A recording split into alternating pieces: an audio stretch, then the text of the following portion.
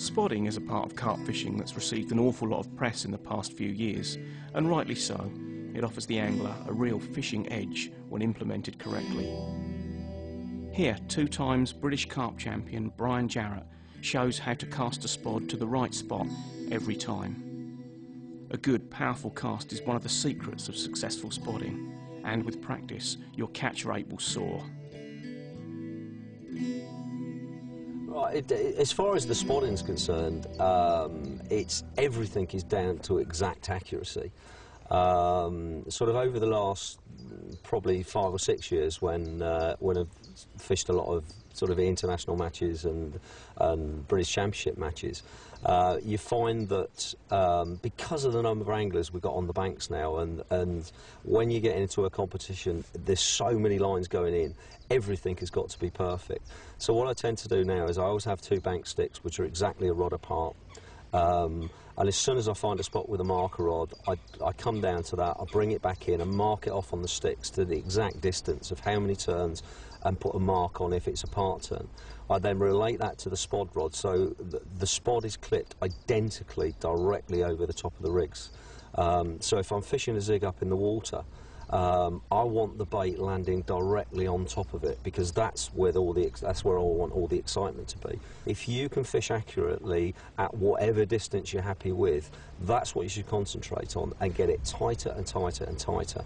You know, 2 rods or even 3 rods on a spot, baited very, very tightly, it gets very exciting at times. When you have your first take, you know that the second one isn't far behind, and possibly the third one, and you can have all 3 rods dancing away at the same time, and I mean it looks and feels brilliant. With spodding and the casting side of it, is you've got to put power in. You know, you're starting off with a spod that's got an amount of bait in there which is quite heavy, and it's quite a thing to pull through the air. It's obviously bulkier than a lead, so you do need to put that early power into the cast.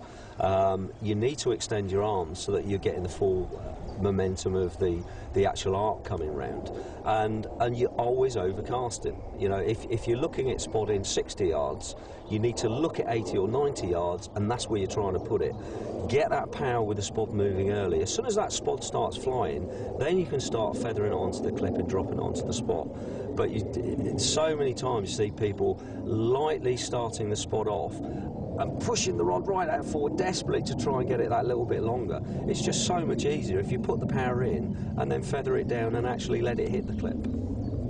Yeah, I mean, there are specialist rods now. I mean, in huge arrays of test curves, I mean, you can go, you know, sort of 5.5 pound very heavy ones, which are brilliant for range, but the accuracy on shorter range tends to be, you find a little bit more of a job for getting the feel for it. But you know, since Corda have brought the new range of spods out, you've got an extreme range one, which is 10 times easier to get the distance with a standard type spod rod. But they've also brought a very small one out, and that one you can put on, I would say, any 2.5 pound test curve rod, and quite happily, because you're only looking at a small amount of bait in there. But it's a lovely one just to either trickle a little bit of bait into a smaller water, a quiet little swim where you don't want too much out there, or you want a few little patches around rather than one big heavy amount of bait. But it allows you to use a standard rod as well. I mean, a designated spod rod is perfect to have, because there's so many instances you're going to need to use one.